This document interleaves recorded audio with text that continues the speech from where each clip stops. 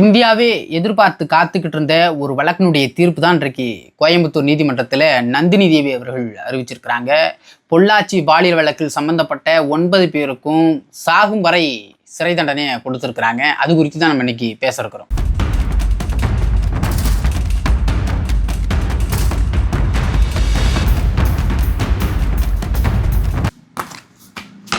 அனைவருக்கும் வணக்கம். 2019 பிப்ரவரி மாதம் ஒரு காணொளி ஒன்று வெளியாகுது. அந்த காணொலியில் ஒரு பையன் ஒரு பெண்ணை பெல்ட்டால் தாக்குது போல் இருந்தது. இன்றைக்கும் நீங்கள் இணையதளங்களில் போய் தேடி பார்த்தீங்கன்னா இருக்கும். அதில் அந்த பெண்ணுடைய குரல் இருக்கு இல்லையா, அடிக்காதீங்கன்னா வலிக்குது, ட்ரெஸ்ஸை கலட்டுறேன், உங்களை நம்பித்தானே வந்தேன், இப்படி பண்ணுறீங்களே என்று அந்த பெண் கதறல் சத்தம் இருக்கு இல்லையா, அந்த பெண்ணுடைய கதறல் சத்தம் தமிழகத்தை மட்டுமல்ல இந்தியாவையே உலுக்கி பார்த்தது. ஏன்னா இதுவரைக்கும் ஒரு தொலைக்காட்சிகளில் கூட இப்படி பார்த்துருப்போமா அப்படின்னு நமக்கு தெரியாது, திரைப்படங்களில் காமிக்கப்பட்டிருக்குமா என்பதும் தெரியாது. ஏன்னா அந்த அளவுக்கு இதனுடைய பின்புலமாக இருந்திருக்கிறது. பாதிக்கப்பட்டது ஒரு பெண் அப்படின்னு நினைக்கின்ற பொழுது கிட்டத்தட்ட பாதிக்கப்பட்டவர்கள் கைது செய்யாங்க இல்லையா, அவங்களுடைய கைபேசியிலேருந்து கிட்டத்தட்ட 200க்கும் மேற்பட்டவர்களுடைய காணொலிகள் எடுக்கப்பட்டிருக்கிறது. அவர்களுடன் தனியாக இருக்கப்பட்டது, இதுபோல பாலியல் வன்புணர்வுக்கு ஆளாக்கப்பட்ட பெண்களுடைய காணொலிகள் இருப்பதை கண்டு காவல்துறையே அதிர்ச்சி அடைஞ்சிருக்கு. 2019 ஒரு பெண் காவல் நிலையத்துக்கு போய் மகளிர் காவல் நிலையத்தில் வழக்கு கொடுக்குறாங்க. இது மாதிரி என்னை ஒரு பையன் கற்பழிச்சிட்டான், அந்த பையன் அந்த வீடியோவை எடுத்து வச்சு மிரட்டுகிறான், தொடர்ச்சியாக அவர் நண்பர்களுக்கு என்னை இரையாக்குறான் அப்படின்னு சொல்லி ஒரு வழக்கு ஒன்று கொடுக்குறாங்க. இந்த வழக்கு ஒரு வார காலம் தாமதிக்குது. ஏன்னா இந்த வழக்கில் சம்மந்தப்பட்டவர்கள் இவங்க குறிப்பிட்டிருக்கக்கூடிய பெயர் எல்லாமே அரசியல் பின்புலத்தில் இருக்குது அப்படின்னு சொல்லி இந்த காணொலி வெளியாகி பெரும் பரபரப்பை ஏற்படுத்தி அரசியல்களில் 2019 நாடாளுமன்ற தேர்தலில் அந்த நேரங்களில் இருப்பதால் பெரிதளவில் எல்லா அரசியல் கட்சிகளும் கையில் எடுத்து இதை பேசுபொருள் ஆக்கிய பிறகு இவர்கள் கைது செய்யப்படுறாங்க. முதல்ல 2, அதன் பிறகு 1, ஒட்டுமொத்தமாக 3 பேரை கைது செய்யப்பட்ட பிறகு எனக்கு நன்றாக நினைவிற்கு ஒரு 6 மணி 6 to 7 இருக்கும். இந்த வேலைகளில் தொலைக்காட்சிகளில் பரபரப்பாக செய்தி பேசப்படுது. கைது செய்யப்பட்டவர்களின் கைபேசிகளில் இருந்து 100க்கும் மேற்பட்ட வீடியோக்கள் வெளியாகு அப்படின்னு ஒரு செய்தியும், இன்னொரு பக்கம் 200க்கும் மேற்பட்ட பெண்களுடைய வீடியோக்கள் இருக்குது, புகைப்படங்கள் இருக்குது அப்படின்ற செய்தியெல்லாம் கேட்கும்போது உண்மையிலேயே நமக்கெல்லாம் மிகப்பெரிய ஒரு ஆத்திரமாக இருந்தது, பெரும் கோபமாக இருந்தது. பெண்கள் இல்லாத வீடுகளில் இருக்காங்க இல்லையா, அவங்களுக்கு கூட இந்த கோபங்கள்லாம் வரும். அந்த பெண் கதறிய சத்தம் இருக்கு இல்லையா, அந்த சத்தத்தை கேட்டு கோவப்படாத ஆண்கள் இல்லை, கோவப்படாத பெண்கள் இல்லை, எக்கச்சக்கமாக கோவப்பட்டார்கள். இவர்களை இப்படியே விட்டுவிடக்கூடாது, தூக்கு தண்டனை நிறைவேற்றணும், நடு சாலைகளை வச்சு துப்பாக்கி வைத்து சுட வேண்டும் என்றெல்லாம் அப்போ 2019 பேசுச்சு. அதன் பிறகு காலப்போக்கில் கிட்டத்தட்ட 6 ஆண்டுகள் இந்த வழக்கு நடந்திருக்கிறது.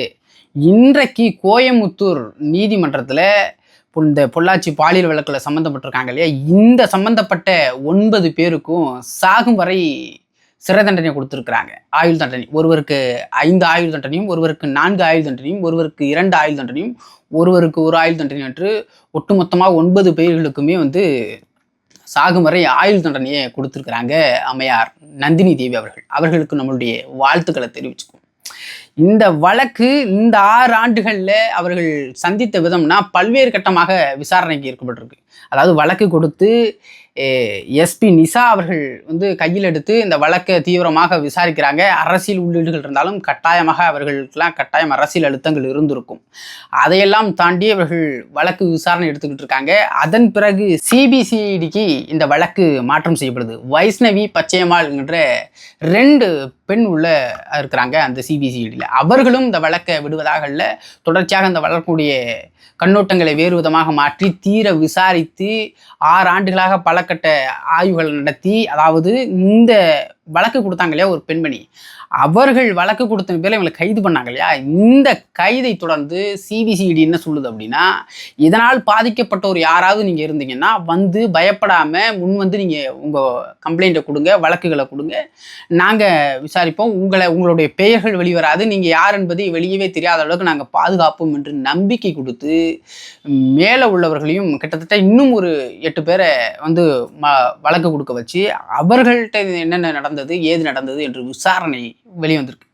இவர்கள் எப்படி இந்த பெண்கள்லாம் தேர்ந்தெடுக்கிறாங்க அப்படின்னா, கல்லூரி பெண்கள், வேலைக்கு செல்லக்கூடியவர்கள், பள்ளிக்கு 12வது 11வது படிக்கக்கூடிய இந்த பெண்களிடம் ஆசை வார்த்தை கூதி காதல் என்ற பொருளை பள்ளி விரோதமாக பேசி ஒரு நட்புறவுகளை உருவாக்கி நீங்கள் இங்கே வாங்க அங்கே வாங்கன்னு வரவழைத்து அவர்களுடன் தனியாக இருந்து அந்த வீடியோக்களை எடுத்து மிரட்டுவது, அதன் பிறகு இவங்களுக்கு தேவையான பண தேவைகளை அவர்கள் மூலமாக பூர்த்தி செய்து கொண்டு இவர்கள் நண்பர்களுக்கு இவர்களை இரையாக்கிய கொடுமையெல்லாம் வெளிவந்தது இந்த வழக்கின் சாராம்சங்கள்.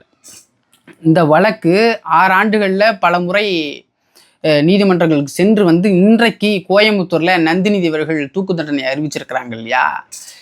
இதனுடைய வழக்கை வைத்துக்கொண்டு அரசு ஒரு ஆட்டம் ஆடுகிறது. தமிழ்நாட்டின் முதல்வர் எதிர்க்கட்சியின் தலைவரை பார்த்து ஒரு சாடுறாரு. பொள்ளாச்சியின் வழக்கு தான், பொள்ளாச்சியின் பாலியல் வழக்கு, நீங்கள் அதுக்கு சாட்சின்ற மாதிரியும், அவர் இங்கே ஒரு அதை சிபிசிஐடிக்கு மாற்றி அடுத்த கட்டத்துக்கு நகர்த்தி விட்டது நான் தான் என்று இந்த வழக்கை வச்சு இவங்க ஒரு ஆட்டம் ஆடிக்கிட்டு இருந்தாலும், நம்ம என்ன சொல்ல வர்றோம் இந்த வழக்கின் சாரத்மா பார்த்தோம்னா, 2019 அதிமுக ஆட்சியில் நடந்தது. அப்புறம் சிபிசிஐடிக்கெலாம் மாற்றியதற்கு வேறு காரணங்கள் இருக்கலாம்.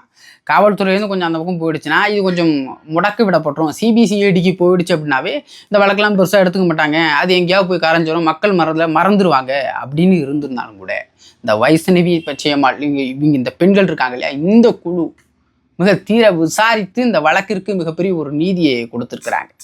இதனுடைய முதலாக வழக்கு கொடுத்தாங்க இல்லையா, அந்த பெண்ணுக்கு நம்மளுடைய வாழ்த்துக்களை தெரிவிக்கணும். ஏன்னா தைரியமாக காவல் நிலையம் சென்று நாம் என்ன அவமானப்பட்டாலும் பரவாயில்லை என்று வழக்கை கொடுத்து அதனுடைய மிகப்பெரிய அளவில் தீர்ப்பு இன்னைக்கு சொல்லப்பட்டிருக்கு இல்லையா, அந்த முகம் யாரென்று நமக்கு தெரியாது. அதன் கூட 8 பேர் சிபிசிஐடியெல்லாம் கொடுத்த வாக்குறுதியின் மூலியமாக வந்து இந்த வழக்கை கொடுத்து நேரடியாக கிட்டத்தட்ட 48 சாட்சிகள் வந்து நீதிமன்றத்தில் சொல்லியிருக்காங்க இல்லையா. நீதிமன்றத்திலையும் இந்த 6 வருடங்களில் எத்தனையோ முறை வாய்தாக்கள் நடந்திருக்கலாம். அந்த வாய்தாக்களுக்கெல்லாம் சென்று இவர்கள் கொஞ்சமும் அச்சப்படாமல் தன்னுடைய சாட்சிகளை இன்றைக்கு காலையில் தீர்ப்பு கொடுக்குற வரைக்குமே மாறாமல் ஒரு சாட்சியை சொல்லியிருக்கிறாங்க அப்படின்னா அவங்கெல்லாம் பெரிய விஷயம். கட்டாயமாக அரசியல் பின்புலத்தில் இருக்கிறவங்க மிரட்டப்பட்டிருக்கலாம். இவர்களை மிரட்டியிருப்பாங்க, ஒழுங்காக இருக்க மாட்டியா, இந்த பிரச்சனையை வேறுமையாக கொண்டு போயிருப்பாங்க. இதற்கும் கொஞ்சமும் பயப்படாமல் அச்சம் இல்லாமல் சிங்க பெண்களாக இவர்கள் இந்த வழக்கினுடைய தீர்ப்பு எப்படி இருக்குது அப்படின்னு பார்த்தோம்னா, தமிழ்நாட்டில் இனி பெண்களிடம் சீண்டக்கூடாது, யாரும் சீண்டினால் இன்னைக்கில்லை என்னைக்கா இருந்தாலும் வந்து இது போன்ற தண்டனைகளை கொடுத்துருவாங்கன்ற ஒரு அச்சத்தை ஏற்படுத்தியிருக்காங்க இல்லையா. அதுதான் இப்போ உள்ள காலத்துக்கு தேவைப்படுது. ஏன்னா இப்போ காதலிக்கலை அப்படின்னா ஆசிட் அடிப்பேன்னு ஒரு வார்த்தை மிரட்டுகிறார்கள் இல்லையா. அதையெல்லாம் இது போன்ற தீர்ப்புகள் வரும் பட்சத்தில் அச்சம் கொண்டு அமைதியாக இருப்பாங்க. இப்போ 2019 நடந்த அதிமுக ஆட்சி காலத்தில் நடந்துச்சு, உங்கள் ஆட்சி காலத்தில் தான் நடந்துச்சு, அதற்கான தீர்ப்பை நான் தான் வாங்கி கொடுத்தேன்னு முதலமைச்சர் சொல்கிறாரு இல்லையா. அந்த முதலமைச்சர்கிட்ட நாம் கேட்கக்கூடிய கேள்வி என்னென்னா, உங்கள் ஆட்சியில் அண்ணா பல்கலைக்கழகத்தில் ஒரு பெண் பாதிக்கப்பட்டதாக ஒரு புகார் வந்தது இல்லையா, அந்த புகாரின் பேரில் ஒருத்தர் கைது செய்யப்பட்டீங்க இல்லையா. அதாவது உங்கள் ஆட்சி காலத்தில், திமுகவுடைய ஆட்சி காலத்தில் உங்கள் கட்சி சார்ந்தவர், ஆனால் நீங்கள் சொல்லிக்கிறீங்க உங்கள் கட்சிக்காரர்களில் ஆட்சியாளர்களுக்கு வந்து ஆதரவாக இருந்தார் அப்படின்னு. உங்களுடைய ஆதரவாளரே இவ்வளவு பெரிய வேலை செய்திருக்கிறானே, இந்த வேலையை செய்திருக்கிறார், அவர் சொல்கின்ற சார் யாருன்னு சொல்லி பல கட்சிகள் போராடுகின்ற போது அவர்களை அடக்கி ஒடுக்குனீங்க இல்லையா. அந்த சார் யாருன்னு நீங்கள் ஆட்சியாக இருக்கிறதுக்கு முன்னாடி விசாரணையை முடுக்கி விட்டு அது என்னென்னு கண்டுபிடிச்சி சொல்லிட்டீங்கன்னா சரின்னு பார்க்கலாம். இவர் என்னமோ தியாகி போலவும் அவர் என்னமோ குற்றவாளி போலவும் 2 பேரும் ஒரு தண்ணியில் ஊர்ன மட்டைகள் தான். அதனால் இந்த தீர்ப்பு தமிழகத்தில் மட்டும் இல்லை ஒட்டுமொத்த இந்தியாவிலுமே எப்படி பார்க்கப்படுதுன்னா, இது போன்ற தீர்ப்பு வந்தால்தான் பெண்களுடைய பாதுகாப்பை உறுதி செய்ய முடியும். எத்தனையோ கட்டங்களில் எத்தனையோ வழிகளில் பெண்கள் பாதிக்கப்பட்டு கொண்டு இருக்கிறாங்க, பெண்களுடைய பாலியல் வன்புணர்வுக்கு ஆளாக்கப்படுறாங்க. இது போன்ற தீர்ப்புகள் தொடர்ச்சியாக வரும் பொழுது அச்சம் கொள்வார்கள். பெண்களிடம் கிட்ட இருக்கக்கூடாது, பெண்களை நம்ம சீண்டிடக்கூடாது என்ற ஒரு அச்சத்தை இது போன்ற தீர்ப்புகள் கொண்டு வரும் என்பதை நம்ம நம்புகிறோம். அதை தாண்டி இந்த காவல்துறையில் மிக நேர்மையாக செயல்பட்டவர்களுக்கும் சிபிசிஐடியில் நேர்மையாக செயல்பட்டு இந்த வழக்கிற்கு தீர்ப்பு வாங்கி கொடுத்த அத்துணை பேருக்கும் என்னுடைய புரட்சி வாழ்த்துக்களை நம்ம தெரிவிக்கிறோம். அதை தாண்டி சிபிசிஐடிக்கு போயிடுச்சுன்னா வழக்கு எத்தனையோ வழக்குகள் இருக்குது, அந்த வழக்குகள்லாம் வருமா வராதான் என்கின்ற பட்சத்தில் 2019-20களில் இந்த வழக்கு சிபிசிஐடிக்கு மாற்றும் பொழுது கூட என்ன நம்ம மனசுக்குள்ளே இருந்தது அப்படின்னா, இதெல்லாம் அவ்வளோதான், இந்த பிரச்சனையை ஓரம் கட்டிடுவாங்க அப்படின்னு சொல்லப்பட்டுக்கிட்டு இருந்த நேரங்களில் இது போன்ற தீர்ப்பு உண்மையிலேயே பெண்களுடைய பாதுகாப்பை உறுதி செய்யும்னு நான் நம்புகிறேன்.